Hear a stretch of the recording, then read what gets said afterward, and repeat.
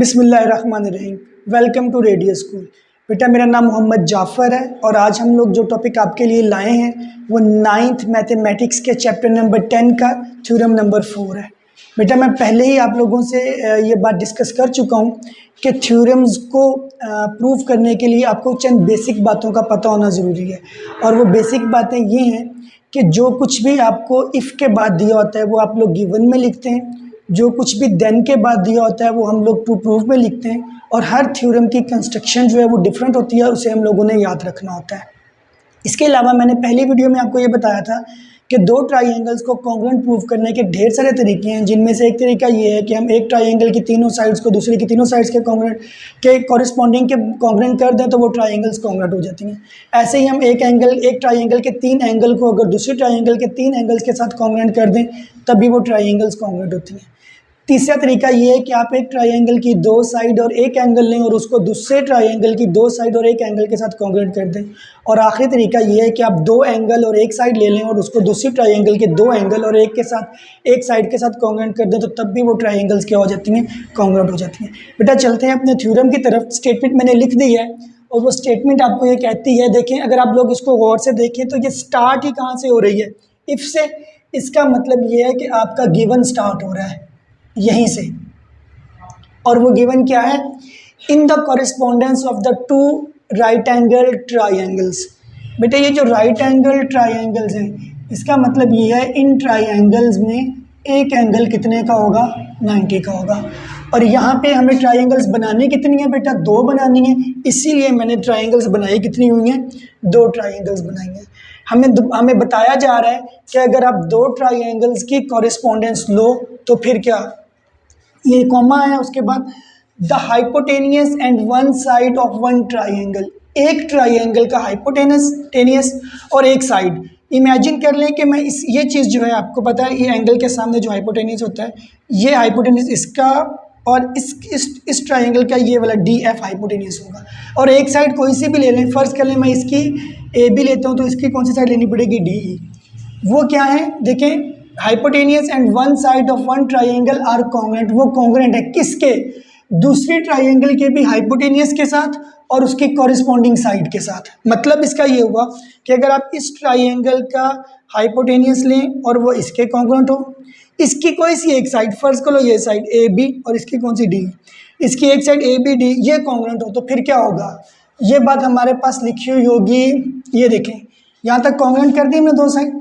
उसके बाद देन है, और मैं आपको पहले ही बता चुका हूँ कि देन के बाद क्या आता होता है, टू प्रूफ आता है।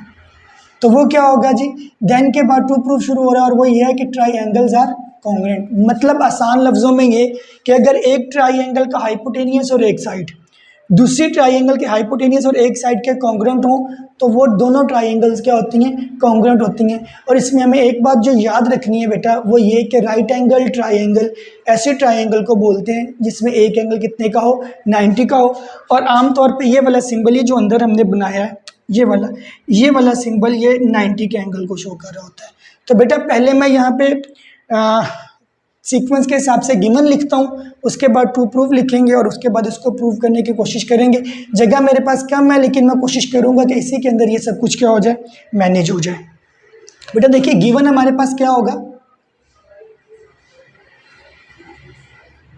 दो ट्राइंगल्स हैं, उन दोनों के अंदर मतलब ट्राइंगल ए बी सी और ट्राइंगल डी ई और एफ के अंदर, in triangle A B C और डी ई एफ, एक तो इसमें जो एंगल बी है वो भी 90 का और इसमें एंगल ई कितने का, 90 का। एक तो इनके अंदर ये चीज़ है कि angle B is congruent to angle E.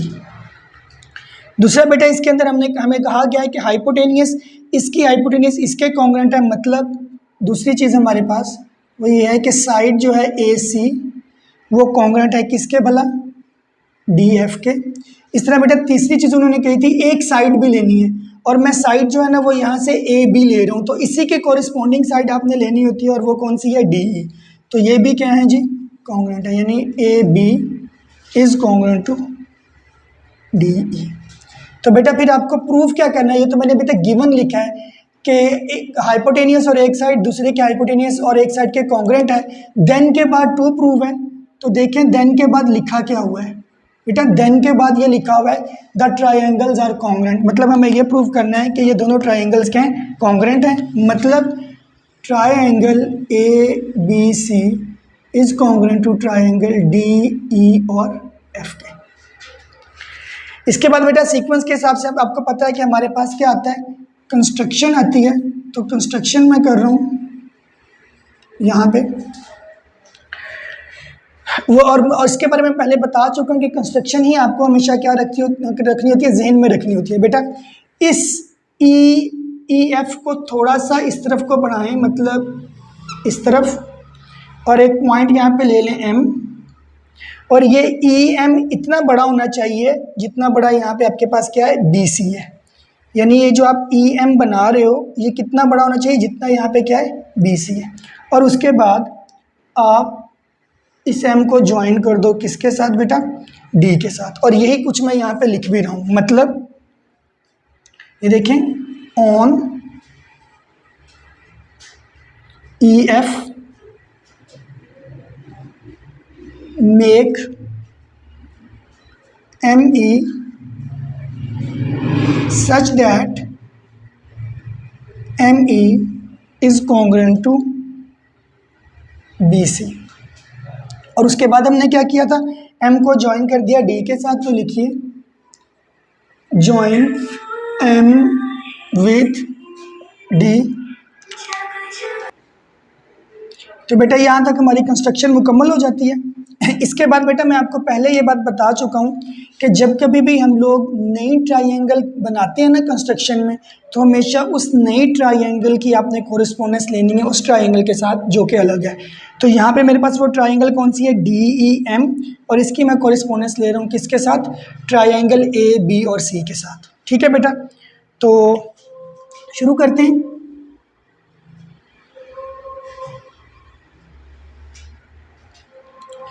Statement बेटा आ गई हमारे पास,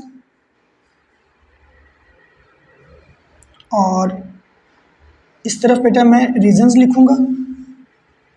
जगह कम है तो लेकिन जो भी मेरे पास है अवेलेबल रिसोर्सेज है, मैं उसको जो है ना बेस्ट यूज़ करने की कोशिश करने वाला हूँ।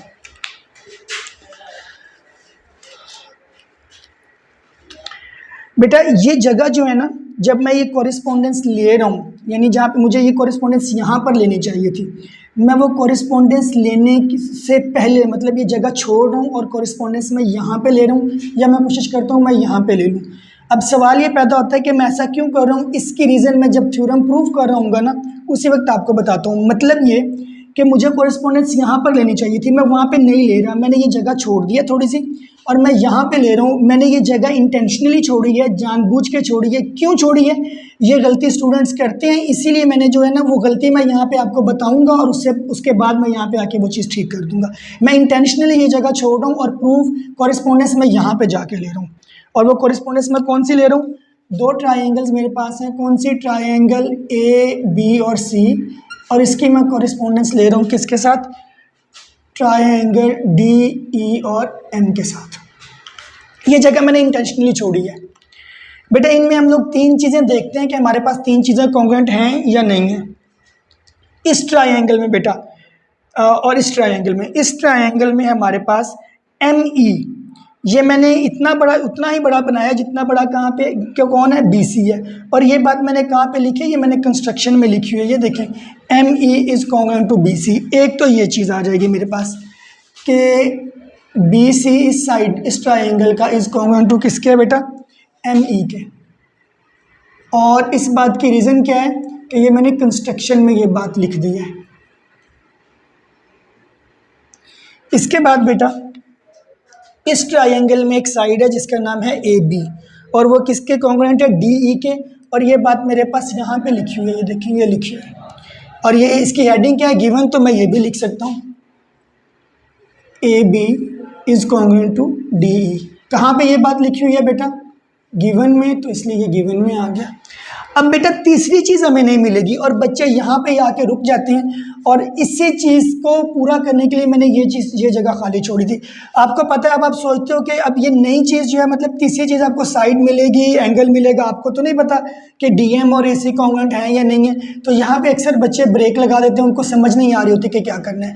एक्चुअल में जो है इस कॉरेस्पॉन्डेंस लेने से पहले आपको एक चीज़ प्रूफ करके जानी है यहाँ पे, और वो चीज़ फिर हम लोग इस्तेमाल करेंगे एज अ थर्ड थिंग जो हम लोगों ने ट्रायंगल्स को कॉन्ग्रुएंट प्रूफ करने के लिए इस्तेमाल करनी है। और वो चीज़ है क्या, वो देखिए बेटा, अगर मैं देखूँ ना ये वाली लाइन एम ई और एफ, ये दो एंगल से मिलके बनी है, और वो दो एंगल कौन से हैं, एंगल डी ई एम और एंगल डी ई और एफ। अब ये जो डी ई एम है एंगल और एंगल डी ई एफ है, ये दोनों मिलके बना रहे हैं स्ट्रेट लाइन, और हमें ये पता है कि स्ट्रेट लाइन कितने की होती है, 180 की। मतलब मैं लिख सकता हूँ यहाँ पे जो जगह मैंने छोड़ी थी जानबूझ के, एंगल डी ई एफ यानी D E F plus angle D E और एम, डी ई और एम, ये दोनों मिला के बन रहे हैं 180 के। ठीक है बेटा, अब डी ई एम मुझे पता है 90 का है, तो मैं 90 पुट कर रहा हूँ। डी ई एफ मुझे पता है 90 का है, तो इसकी जगह पे मैंने क्या पुट कर दिया, 90 plus angle D E M is congruent to 180। तो ये प्लस का 90 उधर जाके क्या होगा, माइनस का, तो angle D E M is equal to होगा 180 माइनस 90, तो एंगल डी ई एम भी आपके पास कितना आ जाएगा, 90 का। अब मैंने ये क्यों प्रूव किया, क्योंकि मुझे थर्ड चीज़ चाहिए इन दो ट्राइंगल्स को कॉन्ग्रुएंट करने के लिए। अब मेरे पास ये आ गया पीछे पहले ही कि डी ई एम ये कितने का है, 90 का है, और देखें ए बी सी एंगल भी कितने का है, 90 का।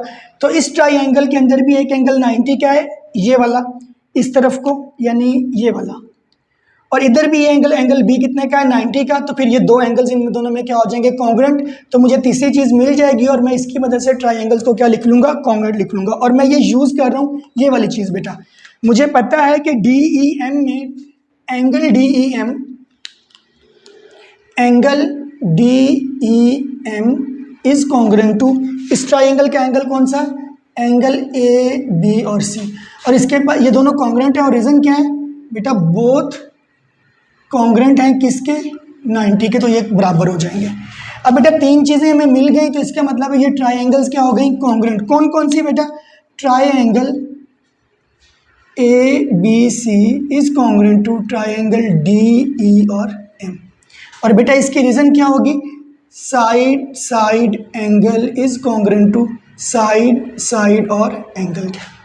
अगर बेटा ये दो ट्राइंगल्स कॉन्ग्रुएंट है, मतलब ये वाली और ये वाली कॉन्ग्रुएंट है, तो इनके एंगल्स भी कॉन्ग्रुएंट होंगे और इनकी साइड भी कॉन्ग्रुएंट होगी। मिसाल के तौर पर इस ट्राइंगल का angle M would be congruent to इस ट्राइंगल के किस एंगल, कॉरिस्पॉन्डिंग एंगल के, जो कि कौन सा बन रहा है, एंगल सी बन रहा है। रीजन क्या होगी, corresponding angles of congruent triangles, corresponding angles, और आगे आप लिख लीजिएगा ऑफ कॉरिस्पॉन्डिंग कॉन्ग्रुएंट ट्राइंगल्स। बेटा एंगल्स भी कॉन्ग्रुएंट होंगे और इनकी साइड्स भी क्या होंगी, कॉन्ग्रुएंट। कौन कौन सी साइड, सारी साइड्स। मिसाल के तौर पर इस ट्राइंगल की साइड डी एम यानी हाइपोटेन्यूज किसके कॉन्ग्रुएंट होगा, ए सी के। तो मैं लिख सकता हूँ ये बात, D M is congruent to A C, और इसमें क्या आ जाएगा बेटा, corresponding sides of congruent triangles. आप पूरी रीजन लिखेंगे, corresponding sides of congruent triangles. But बेटा यहाँ पे एक प्रॉब्लम आ जाता है, और वो प्रॉब्लम ये आता है कि गिवन में तो हमें कुछ और पता है। ये देखें गिवन में लिखा हुआ है कि AC तो DF के कॉन्ग्रुएंट है। गिवन में हमें दिया हुआ है कि ये जो AC है, साइड AC, वो किसके कॉन्ग्रुएंट है, DF के। अब DM भी AC के कॉन्ग्रुएंट, और ये बात लिखी कहाँ पे हुई है, ये देखें गिवन में लिखी हुई है, जो मैंने भी लिखी है। AC ही किसके कॉन्ग्रुएंट है, DM के, और AC किसके कॉन्ग्रुएंट है, DF के। इसका मतलब है DF और DM आपस में क्या हो गए, कॉन्ग्रुएंट हो गए। DM is congruent to DF, और रीजन क्या है, बोथ कॉन्ग्रुएंट टू AC। अब डायग्राम में आते हैं बेटा, हम लोगों ने ये प्रूव कर दिया कि ये DM और ये DF ये दोनों आपस में क्या है, कॉन्ग्रुएंट है। बेटा अगर साइड्स कॉन्ग्रुएंट हैं तो इनके एंगल्स भी क्या होंगे, कॉन्ग्रुएंट होंगे। मतलब एक पूरी ट्राइंगल आप इमेजिन कर लें, इस लाइन को छोड़ दें तो पूरी ट्राइंगल DMF के अंदर एंगल M जो है वो किसके कॉन्ग्रुएंट है, एंगल F के कॉन्ग्रुएंट आ रहा है आपके पास। मैं यहाँ पे लिख देता हूँ आपके लिए कि इन ट्राइंगल DMF यहीं पे मैं लिख रहा हूँ एंगल M किसके कॉन्ग्रुएंट आ रहा है आपके पास, एंगल F के। और इसकी रीज़न बेटा हमारे पास क्या बन रही है कि DM जो है वो कॉन्ग्रुएंट है किसके, DF के। अगर हम इसी चीज़ को देख के चलें तो ऊपर मैं क्या प्रूव करके आया हूँ, यहाँ पे देखें इस जगह पे, यहाँ पे मैं ये प्रूव करके आया हुआ हूँ कि एंगल M किसके कॉन्ग्रुएंट है, एंगल C के। यहाँ पे हम लिखेंगे बट एंगल M किसके कॉन्ग्रुएंट प्रूव करके आए हुए हम लोग, एंगल C के। और ये बात मैंने क्या कर दी है, प्रूव कर दिया ऊपर ही। अब एंगल F भी एंगल M के कॉन्ग्रुएंट, एंगल C भी किसके कॉन्ग्रुएंट, एंगल M के कॉन्ग्रुएंट। इसका मतलब है एंगल F और एंगल C आपस में भी क्या हो गए, कॉन्ग्रुएंट हो गए। वो मैं यहाँ पे लिख रहा हूँ स्पेस की कमी की वजह से। Angle F is congruent to angle C और रीजन इसकी क्या है, both congruent to angle M। अब बेटा यहाँ पर आके मैं जो चीज़ मुझे प्रूव करनी थी मैं उनकी कॉरेस्पॉन्डेंस लेता हूँ, यानी ट्राइंगल ABC इसकी कॉरेस्पॉन्डेंस लेता हूँ किसके साथ, ट्राइंगल DEF के साथ। और देखता हूँ कि क्या हमें तीन चीज़ें इनमें कॉन्ग्रुएंट मिलती हैं। अगर मिल गई तो जो चीज़ हमें प्रूव करनी है वो मैं इजीली क्या कर लूँगा, प्रूव कर लूँगा। सो मैं ले रहा हूँ बेटा ट्राइंगल ABC, इसकी कॉरेस्पॉन्डेंस में ले रहा हूँ ट्राइंगल DE और F के साथ। और मुझे तीन चीज़ें इनके अंदर कॉन्ग्रुएंट चाहिए। देखिए बेटा मैंने अभी प्रूव किया है, ये देखिए ऊपर ही प्रूव किया है कि एंगल F जो है वो किसके कॉन्ग्रुएंट है, एंगल C के। एंगल इसका DEF ट्राइंगल का एंगल F किसके कॉन्ग्रुएंट है, ABC में किसके, एंगल C के। तो मैं ये बात लिख सकता हूँ कि angle F is congruent to angle C। और ये मैंने अभी क्या किया बेटा, प्रूव किया है। एक चीज़ मुझे मिल गई बेटा। अब दूसरी चीज़ देखिए, एंगल ABC 90 का है, एंगल DEF भी कितने का है, 90 का है। तो ये बात मुझे दूसरी मिल गई, angle ABC is congruent to angle DE और F। अब इनको अल्टरनेट लिख लें, मतलब ABC के नीचे एंगल C लिख दें, कोई बात नहीं, और एंगल DEF के नीचे क्या लिख लें, एंगल F लिख लें, बात एक ही है, कोई इशू नहीं। तो दो एंगल्स आपको मिल गए। इसके अलावा देखें आपने गिवन में क्या दिया हुआ है कि AB जो थी वो किसके कॉन्ग्रुएंट थी, DE के। देखें ये लिखा हुआ आपने AB is congruent to DE। इस ट्राइंगल का की एक साइड AB वो किसके कॉन्ग्रुएंट है, DE के कॉन्ग्रुएंट है। तो इसको भी ले सकते हैं AB is congruent to DE। और ये बात कहाँ पे है बेटा, गिवन में है। और ये हमने क्यों कॉन्ग्रुएंट किया था, क्योंकि दोनों किसके कॉन्ग्रुएंट थे, बोथ कॉन्ग्रुएंट टू 90। सो बेटा तीन चीज़ें हमें मिल गई। इसका एंगल ट्राइंगल ABC के एंगल C ट्राइंगल DEF के एंगल F के कॉन्ग्रुएंट है। इसका एंगल ABC उसके DEF के कॉन्ग्रुएंट है, क्यों, क्योंकि दोनों 90 के हैं। और गिवन में हमें पता था कि AB किसके कॉन्ग्रुएंट है, DE के, यहाँ पे लिखा भी हुआ है 3rd नंबर पे। सो तीन चीज़ें मिली, तो जो चीज़ हमने प्रूव करनी थी वो हो गई। और वो हमें ये प्रूव करनी थी कि triangle ABC is congruent to triangle DEF के। और इसकी रीज़न बेटा क्या है, angle side is congruent to angle and side. तो बेटा ये आपका थ्योरम था। यही चीज़ हमें क्या करनी थी, प्रूफ हमारे पास 2 प्रूफ में थी और वही चीज़ हमने क्या कर दी, प्रूफ कर दी। तो बेटा जब भी आपको थ्योरम करना है आपको लॉजिकल वे से चलना होता है, स्टेप बाय स्टेप चलना होता है और पैनिक नहीं करना होता। जब आप कोई चीज़ मिस करते हो आप दोबारा जाएं, चीज़ों को देखें, तो इंशाल्लाह ये आराम से हो जाएंगे। थैंक यू बेटा। हमारे चैनल को सब्सक्राइब करें और बेल आइकन का बटन ज़रूर प्रेस करें।